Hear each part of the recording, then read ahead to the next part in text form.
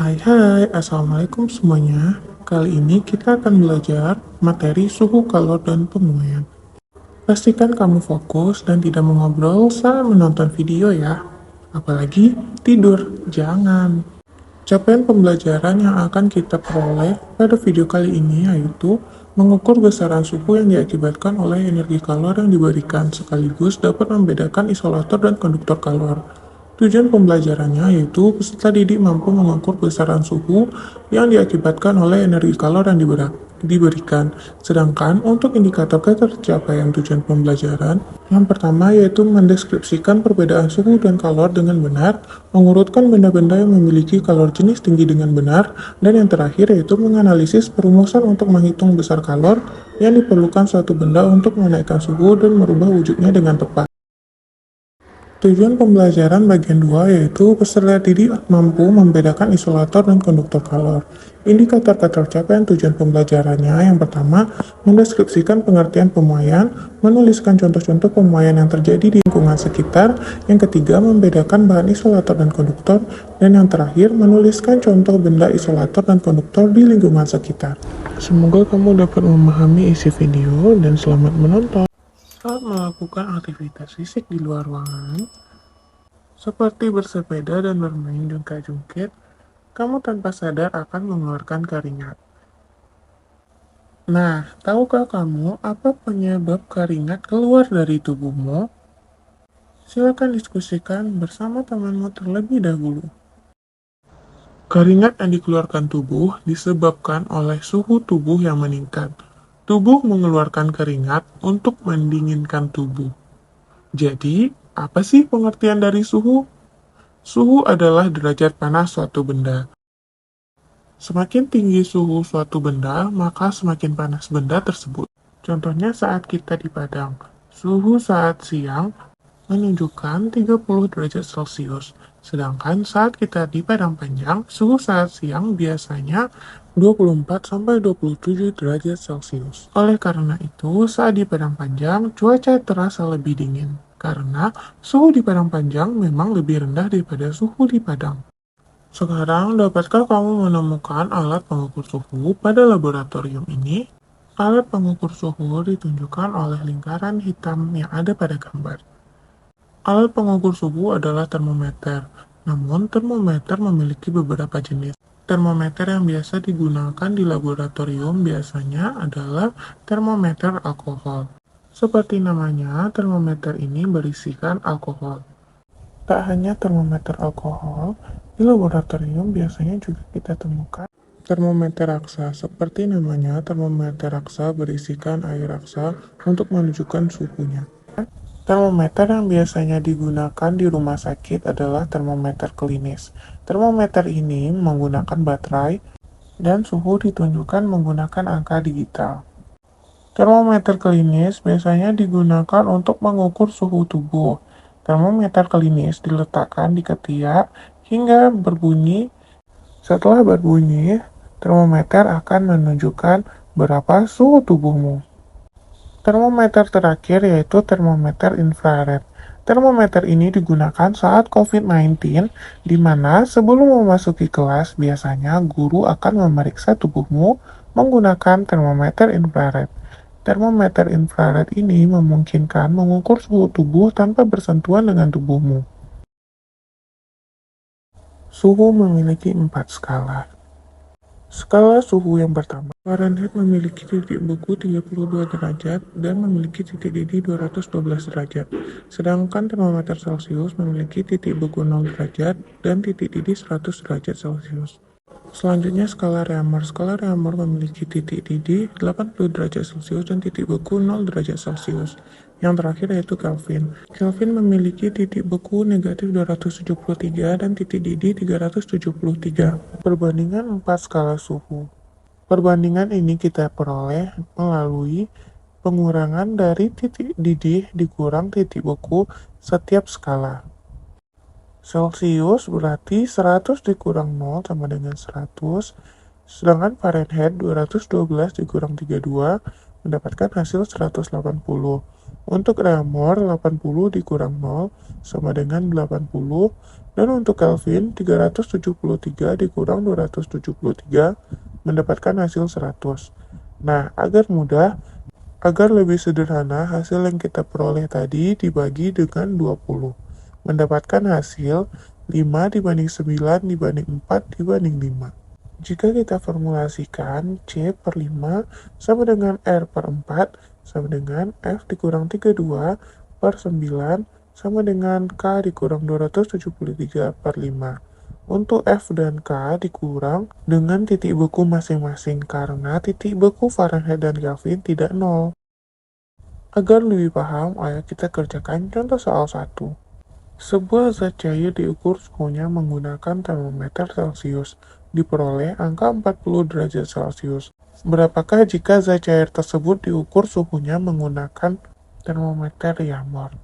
Yang diketahui pada soal adalah 40 derajat Celcius pada termometer Celcius. Nah, yang ditanya adalah berapa suhu jika diukur menggunakan termometer Yammer.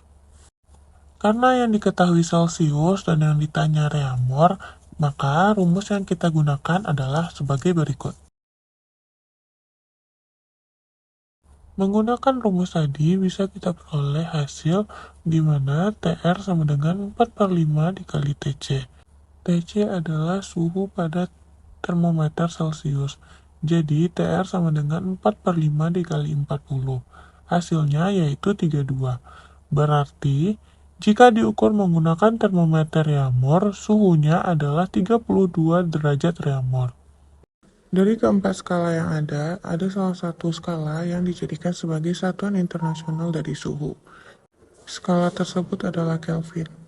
Untuk mengetahui alasan dan kapan Kelvin dijadikan satuan internasional, mari kita mundur ke belakang. Pada tahun 1848 ditemukan Kelvin oleh William Thomson yang berasal dari Skotlandia. Pada tahun 1967, para ilmuwan sepakat menjadikan Kelvin sebagai satuan internasional dari suhu. Pemilihan Kelvin menjadi satuan internasional suhu bukan tanpa alasan. Ada 3 alasan yang menjadikan Kelvin sebagai satuan internasional dari suhu. Yang pertama, karena Kelvin memiliki ketelitian yang tinggi, Kelvin memiliki titik beku yang rendah, dan Kelvin merupakan skala mutlak atau absolut, yang berarti skala menggunakan nol mutlak, yang berarti kondisi di mana ketiadaan energi termal di dalam suatu sistem sebagai titik nolnya.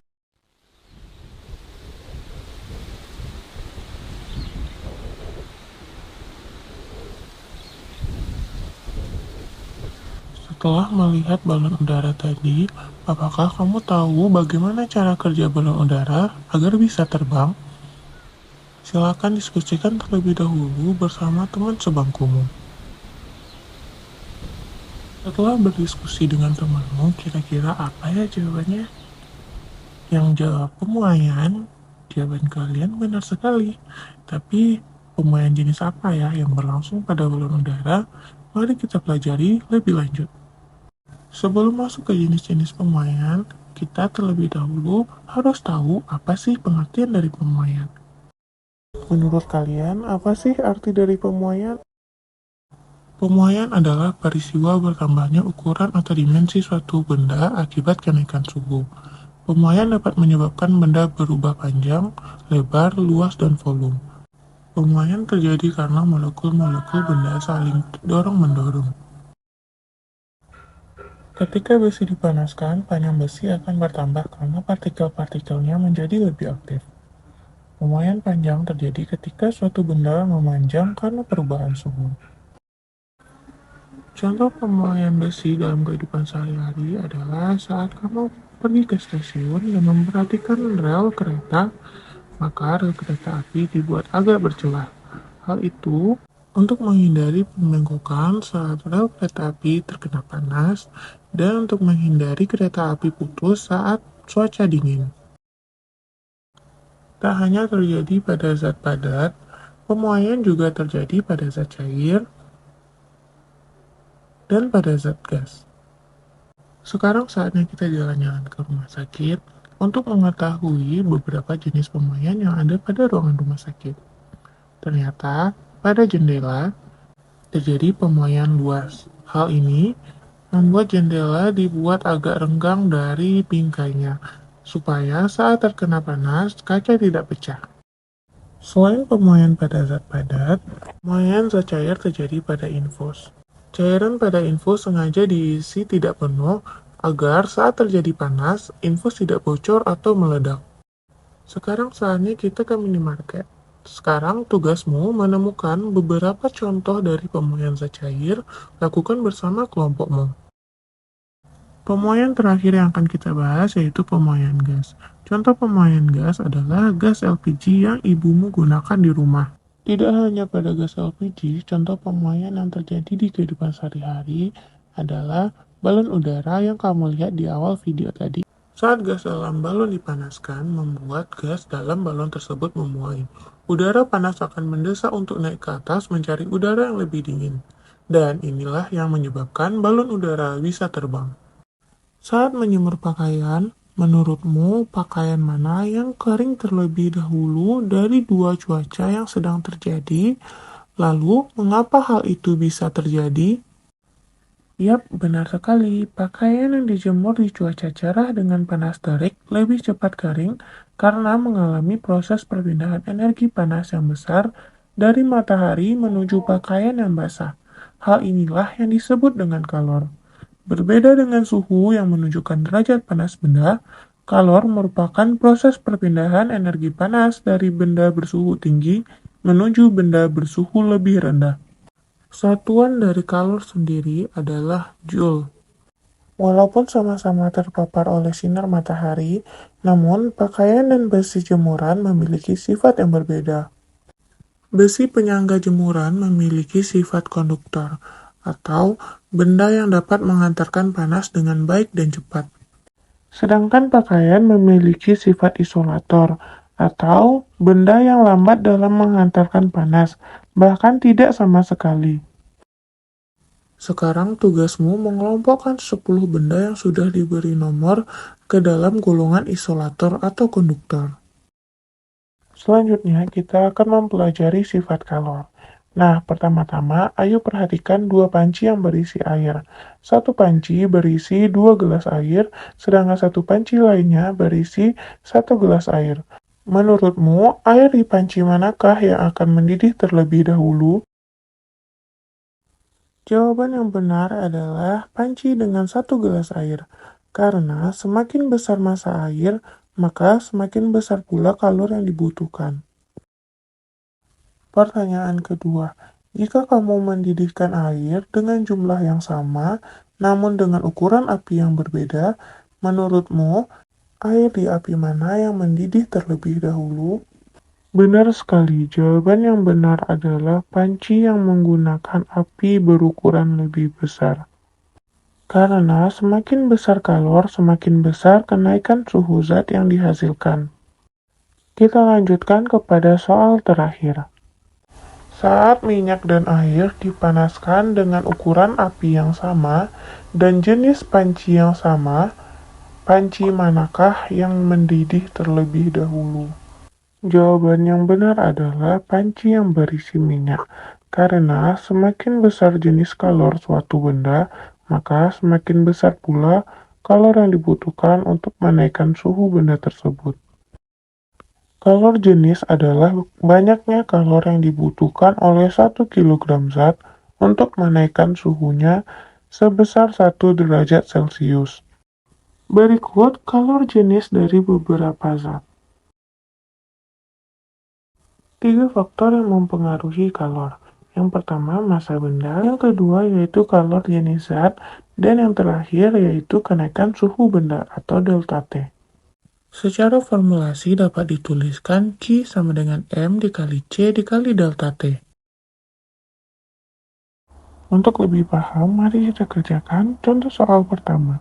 Air sebanyak 0,2 kg bersuhu 25 derajat Celcius dipanaskan dengan kalor sebesar 42.000 Joule bila kalor jenis air adalah 4.200 Joule per kilogram derajat Celcius, maka besar suhu akhir air adalah rumus yang akan kita gunakan, yaitu Q sama dengan M dikali C dikali delta T. Diketahui Q sama dengan 42.000 Joule, M 0,2 kg, C 4.200 Joule per kilogram derajat Celcius, sedangkan delta T-nya adalah T1 dikurang T0, di mana T1 adalah yang ditanya dan T0-nya 25 derajat Celcius. Jawabannya 42.000 sama dengan 0,2 dikali 4.200 dikali T1 dikurang 25 derajat Celcius. 42.000 sama dengan 840 dikali T1 dikurang 25 derajat Celcius. 42.000 dibagi 840 sama dengan T1 dikurang 25 derajat Celcius. 50 sama dengan T1 dikurang 25 derajat Celcius. Jadi T1 sama dengan 50 ditambah 25 derajat Celcius, yang menghasilkan T1 sama dengan 75 derajat Celcius. Kegiatan menyetrika yang dilakukan oleh ibu adalah salah satu contoh dari perpindahan kalor. Perpindahan kalor saat menyetrika adalah konduksi. Konduksi merupakan perpindahan kalor melalui zat perantara tanpa diikuti oleh zat perantara tersebut. Tidak hanya saat menyetrika, saat ibu memasak, api memindahkan panas menuju panci. Dan saat makanan baru selesai dimasak, wadah makanan ikut terasa panas. Saat memanaskan air, partikel air yang memiliki tekanan lebih rendah menuju dasar, sedangkan partikel air panas naik ke atas. Perpindahan panas melalui perantara yang diikuti oleh partikel zat tersebut merupakan pengertian dari konveksi.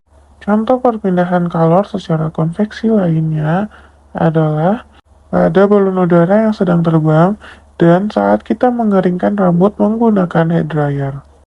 Jenis perpindahan panas yang terakhir yaitu radiasi. Radiasi merupakan perpindahan kalor tanpa menggunakan zat perantara. Panas matahari yang sampai ke bumi walau melalui ruang hampa di luar angkasa. Contoh lainnya, saat kita berada di sekitar api unggun, tubuh kita juga ikut terasa panas. Segitu dulu video kali ini. Jika ada yang ingin ditanyakan, tanya kepada gurumu ya. Terima kasih sudah menonton.